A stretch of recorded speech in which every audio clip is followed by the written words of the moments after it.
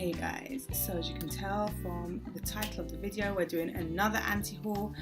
I don't know which number this is. I think it's probably either number 3 or number 4. I'll have all my others linked down below. Let's just get straight into it.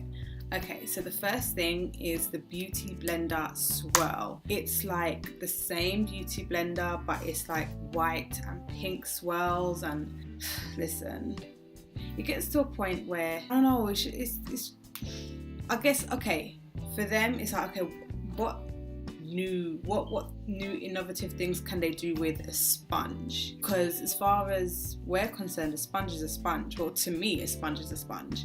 So they have like the pink one and the black one and the white one, and then they came out with like the mini ones, and then they came out with different color ones for color correcting and stuff. It's like, oh my gosh, it's just ridiculous. So this is going to be an easy pass, okay? It's going to be so easy. Next is the Subculture palette by Anastasia Beverly Hills. I really like Anastasia Beverly Hills.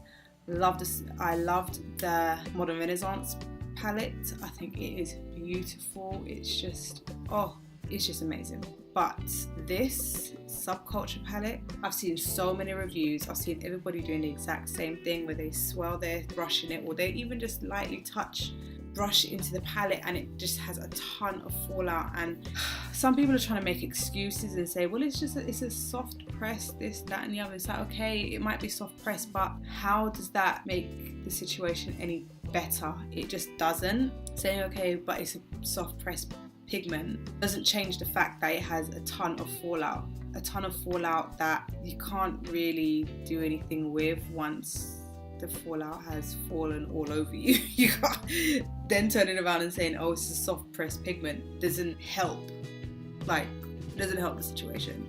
So I can't really, see that as an excuse, or see that as some kind of like light bulb turning on and saying, oh well, it's a soft press pigment, so what? It doesn't change the situation.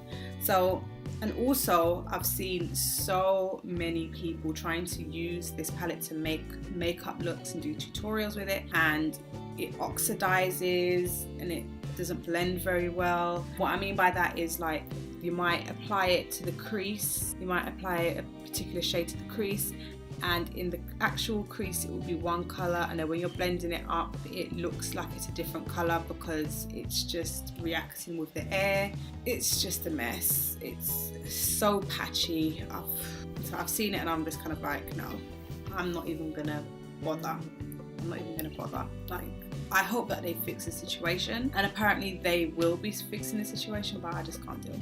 Next is the black blush from Lipstick Queen. I saw Tati doing a video on this recently, and it's like a cream blush. Number one, I hate cream blushes. I'm really not a fan of cream blushes. I prefer for my blushes to be powder. I definitely prefer for my blushes to be, something manageable. When it comes to creams and creams going on your cheeks especially, like if it's not supposed to be blended out everywhere, it can be a bit, you have to use intricate kind of skill. You got to have those skills, and I don't have that kind of time. But it's a black blush, and I guess it reacts with your skin's, your skin's heat, your body heat, to give you your own kind of blush colour. And it's a nice idea, and they have other things in the line like lipsticks and whatnot which do the exact same thing. You put it on your mouth and it gives you the colour that you're supposed to have for your body heat and your whatever. I like to see what the product is going to be. I like to look in a pan and see what I'm gonna be getting on my face. So to have a black blush and to not know what's gonna result in being on my face, it's kind of a problem to me. So I'm definitely gonna give that a pass.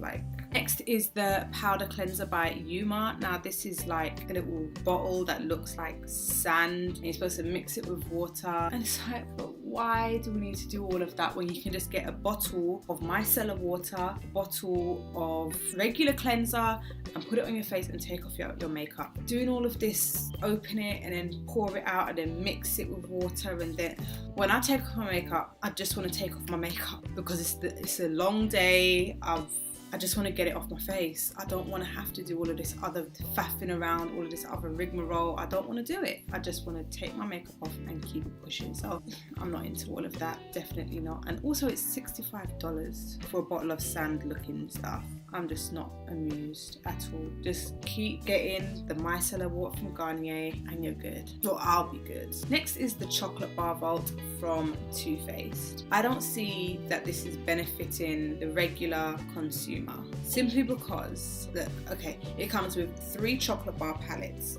So that's the chocolate bonbons, the original chocolate bar, and the semi-sweet chocolate bar palette, okay? Now, I have all 3 of those. So it is possible, and I know there's plenty of people on YouTube, Instagram, Twitter, Facebook, whatnot, who show that they have all 3 of those palettes. It also comes with the chocolate chip palette and the white chocolate chip palette. I also own those 2. So I know that there's going to be people who are going to want to have all 5 in their collection if they don't have it already. It also comes with 3 of their melted liquid lipsticks in like the chocolate colours. Fine, but then you've got the 3 Soleil bronzers, and they go from really, really light to very deep. Now, who is going to be able to benefit? What one person is going to be able to benefit from a really, really light bronzer to a really deep bronzer? You kind of either are, you're not really going to be able to mix and match between the 2. I mean, between the 3, because one of them is going to be way too light or it's going to be way too deep. And when you have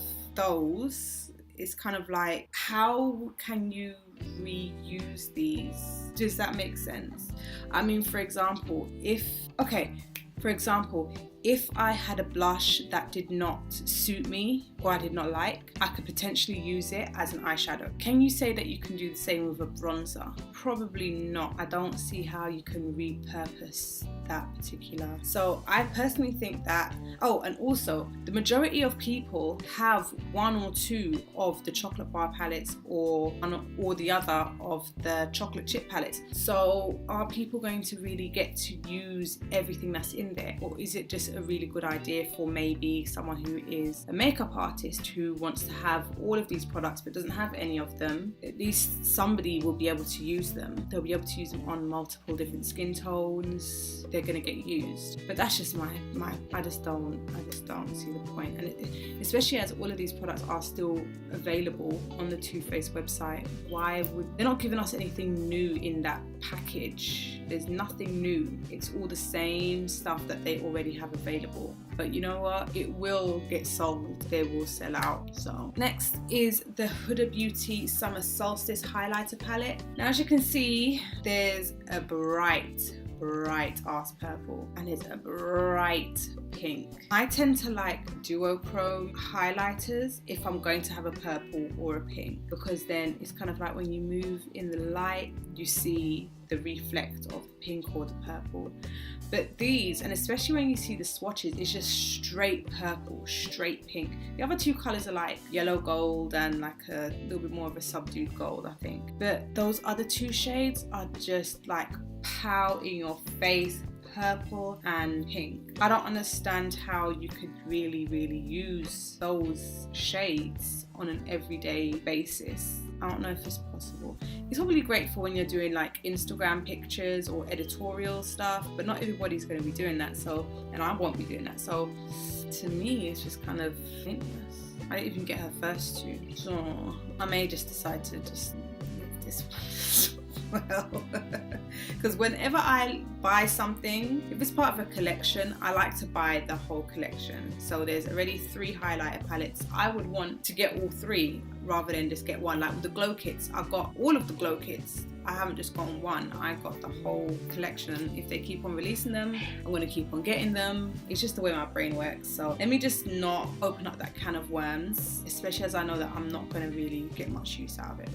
Next is the Urban Decay Velvetizer, and it's like a powder which you can add to your foundation to make your foundation a bit more full coverage. And in my opinion is just kind of like, so why not just buy a full coverage foundation? I understand that not all the time you're going to get a foundation which covers exactly as you want it to, but this is like, it's over $35. It's something like that. It's like $34 or something like that. So you could have spent that money getting a full coverage foundation, but you've already got a foundation which was probably around that mark anyway, plus you're spending an additional $35. That's basically $70. Huh? It's okay. I would just prefer to use what I have. This is why I like to go into the store and try foundations and get samples and stuff like that, so I can see exactly what I am committing to, rather than having to buy these additional little things to make a product that should work.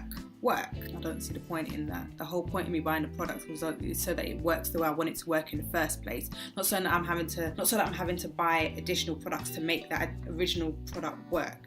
That's just so pointless to me. So the Urban Decay Velvetizer, I'm having to tell you no. The last thing on the list is the Kat Von D Shade and Light Eyeshadow Glimmer Palette. It's pretty, it's supposed to be like the glittery version of the Shade and Light Eye Contour Palette, which was all mattes. It's beautiful. I haven't got it in my collection, but whatever. I've got a lot of shades which are very similar, but this is supposed to be the glimmer version. I don't feel like I need it. I don't have anything shady to say about it. There's nothing that's making me feel like, oh, it's crap, don't buy it. There's nothing that's making me feel that way. It's just that I just don't feel like I need it. I feel like I could pull out similar shades in my collection already and that they will suffice. I don't feel like I really need to have this palette. I just don't feel like I need to have it. And that's just it, really. No, there was another thing, and it's the Too Faced Christmas collection. They just look like the same stuff from before, from last year, and everyone knows I love me some Too Faced. I love their eyeshadow primer, I like their mascara, I like the Born This Way foundation. I like their stuff. I really do like their stuff, but I can't deny when there's some things that I'm just not feeling. Every year I've just seen the same things just repackaged, and everybody else notices it. And some of the, I think one of the palettes comes with like a diary or a journal or whatever you want to call it, and their packaging is beautiful. Don't get me wrong, their packaging is so cute, it's so nice, but I can't look past the gimmick. You know what I'm saying? Like there was one which was, I remember there was one year where it was situated around Paris and it was lovely. There was another one which was situated around New York that was pretty. But every year the palettes are the same kind of colours, the same kind of tones. They're the same kind of stuff, and I just can't deal with it. I just can't deal with it. So I just won't deal with it. Doesn't make me stop liking and loving Too Faced. I just think that when it comes to their Christmas stuff, especially their Christmas stuff, they need to start thinking outside the box. Like there's always this bright purple, glittery blue kind of colour. Everything else is pretty much browns, beiges, and little dots of the same repeated colour over and over. And a lot of the time there's no uniform to the palettes. A lot of the time they are just all just thrown everywhere, so it just looks a mess to me, and my brain just doesn't like it. I like to have some kind of uniformity, even if it's not 100%, it just needs to have some kind of organization, and these are always just all over the place. So I can't deal with it. So the Christmas ones I just have to leave alone. I just have to leave it alone until they decide to start actually thinking about what they're doing and bringing out something new for the Christmas holidays. That's just my opinion. Anyway, so that's everything for this anti-haul. Let me know if there's anything that I've mentioned that you are going to buy, or if there's anything, or if you agree with any of the points that I've made. And if you like this video, give it a thumbs up. Don't forget to subscribe, and also put me on notification by hitting that bell button, and I'll see you in the next one. Bye.